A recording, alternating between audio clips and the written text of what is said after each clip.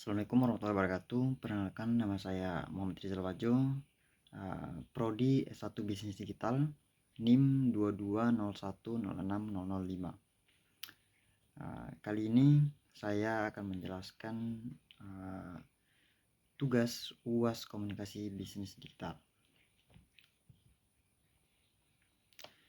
4 klaster perencanaan komunikasi. Yang pertama, tujuan komunikasi.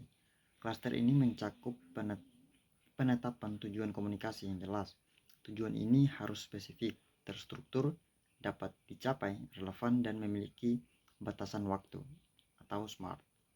Misalnya meningkatkan kesadaran merek atau meningkatkan interaksi pelanggan.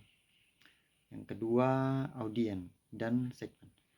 Perlu memahami audiens atau target pasar serta melakukan segmentasi untuk menyesuaikan pesan dan pendekatan komunikasi. Identifikasi karakteristik demografis, psikologis, dan perilaku audiens untuk memastikan pesan yang efektif.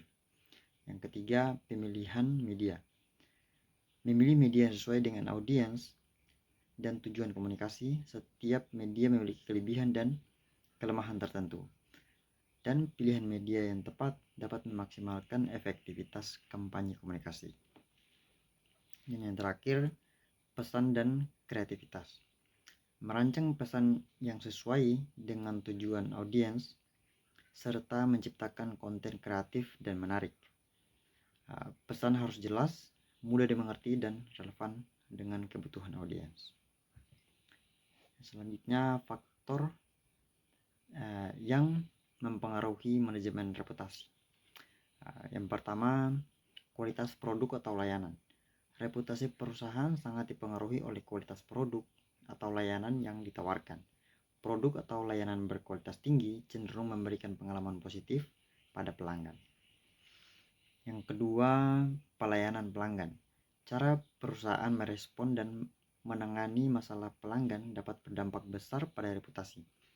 Pelayanan pelanggan yang baik dapat meningkatkan reputasi, sementara pelayanan yang buruk dapat merusaknya. Yang ketiga, etika bisnis. Praktik bisnis dan etis transparan membantu membangun reputasi yang kuat. Pelanggan cenderung lebih memilih perusahaan yang beroperasi dengan integritas. Yang keempat, keterlibatan masyarakat. Keterlibatan dengan masyarakat. Aktivitas sosial dan kepedulian terhadap masyarakat dapat mempengaruhi citra perusahaan. Keterlibatan dalam kegiatan amal atau inspiratif lingkungan dapat meningkatkan reputasi. Yang kelima, dampak literasi media. Literasi media memiliki dampak signifikan, termasuk karakteristik konsumen, meningkatkan kemampuan konsumen untuk menilai informasi, memahami pesan media, dan mengidentifikasi manipulasi atau bias. Yang keenam, partisipasi publik. Meningkatkan partisipasi masyarakat dalam diskusi publik, memberi pemahaman yang lebih baik tentang isu-isu sosial dan politik. Yang ketujuh, kesadaran akan privasi.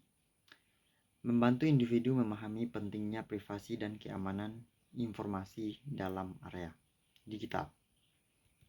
Selanjutnya, tips komunikasi yang efektif.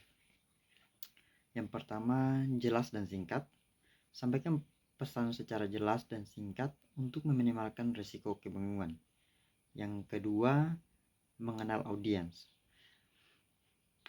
Adaptasikan pesan sesuai dengan karakteristik audiens agar lebih relevan dan persuasif. Yang ketiga, aktif mendengarkan. Dalam interaksi dua arah, aktif mendengarkan meningkatkan pemahaman dan memperkuat hubungan. Yang terakhir, gunakan bahasa yang sederhana. Hindari jargon yang sulit dimengerti. Gunakan bahasa sederhana agar pesan dapat dipahami oleh semua orang. Selanjutnya, 3 prinsip utama peliputan menurut ONA. Yang pertama, proximity. Memberikan fokus pada kejadian atau isu yang memiliki dampak langsung atau terkait dengan audiens atau pembaca target. Yang kedua, prominence. Menyoroti kejadian atau tokoh yang memiliki prominensi atau signifikasi dalam masyarakat. Yang ketiga, timelines. Memastikan bahwa peliputan berita dilakukan secara cepat dan tepat agar waktu tetap relevan dan inovatif. Oke, sekian dari saya. Wassalamualaikum warahmatullahi wabarakatuh.